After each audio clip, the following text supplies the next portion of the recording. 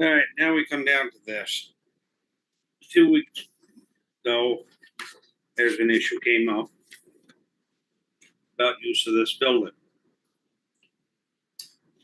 And I said no. Then Jim got hold of it. He and I had discussion, and I was pretty adamant. No, for several reasons. You couldn't secure the upstairs. You didn't know who was coming in, regardless of what organization there is. There's always 2 bad apples. And we were having an issue with the toilet at the time. I don't know if it's been fixed or not. And so it happened to be 19th. I just figured town office was closed. Monday I find out he walked in, asked for a code. I never received a phone call. It pretty much told me that my time isn't worth shit. I come down here, I spend time doing stuff, and I get no support. Been here about 30 years, and so now it's time for me to retire. Goodbye, everybody. Denny, as I've said to you before, I don't want that to happen. And Denny, your time here is worth a lot. We do support you. I understand the situation did not go the way you felt it should, and I don't argue it, but we wouldn't do that. We need you. What Mr. Linville did was not just a knife in someone's back. It was a prohibited act under the Code of Municipal Conduct.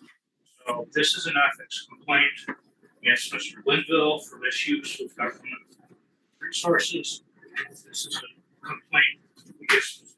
Patrick for essentially the same thing. No one had authority to be messing with door codes to this building. Who messed with the door? I didn't mess with the door codes. You said you scrubbed the codes.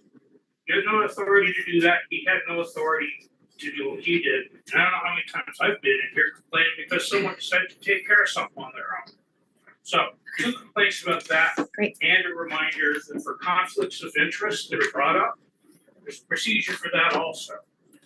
So I don't know who the ethics liaison is here in town, but they need to get these because you guys, you don't treat each other right, you do what you want. And that's part of the dysfunction of this town. So because your resignation has not been accepted yet, please go to the ethics liaison. Thank you. Well, I've got this letter from the staff attorney at VLCT. Control of the building is given to the select board.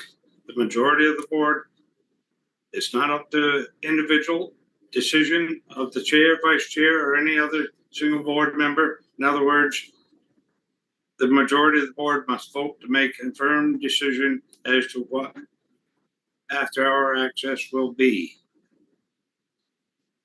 I was not sure what this labeled this question. We had the Western Theater Company ask if they could use the bathrooms for the building after hours. The chair, Denny, decided not to give them access to the building after hours for 2 reasons. We have an upstairs to the building.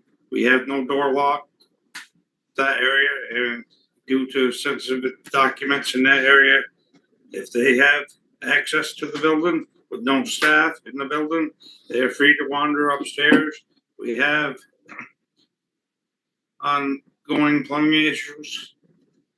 Chair made a decision until it could be discussed at the next select board meeting on June 23rd. The vice chair came in, overrode the decision of the chair, asked for a code for the door from the assistant clerk, gave this code to the Western Theater Company to use.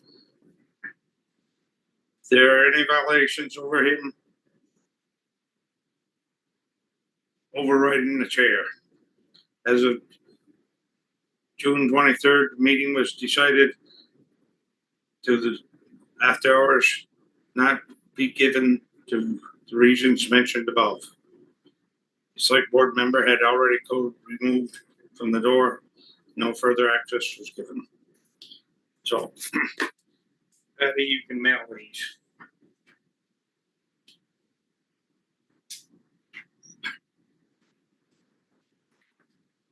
say something? Going behind the chair's back. And you can find it's a lateral.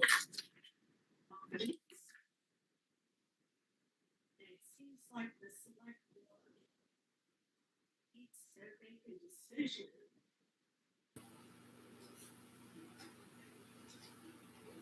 It's fine in that the chair had made a decision that he was undercut by another select board member. That is a problem. So I think the select board needs to decide if they want Mr. Benson to be leaving over something that should not have happened. The select board does not want Mr. Benson to be leaving. I've told Mr. Benson that, and There's also a legal process for how this goes. And Denny can resign, which seems like he's doing.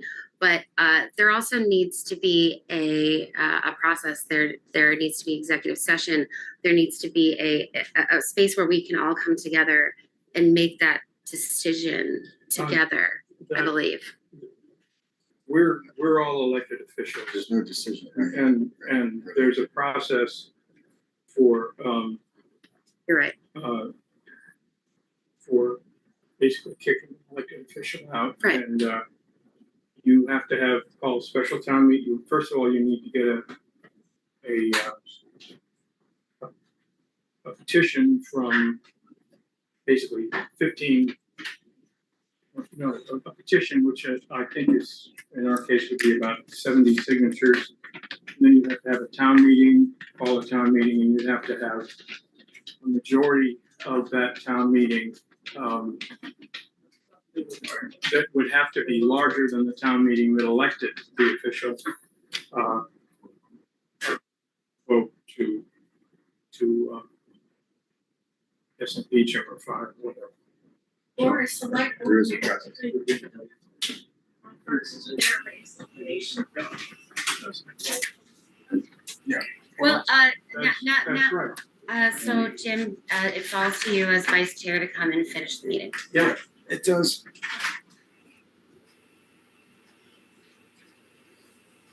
so any community events that we want to announce? I think we Nothing. have a library We have announced. a library announcement, and that has been made. Yeah. Okay, do we have a motion to adjourn? Motion to adjourn. I second. All in favor? I. Aye.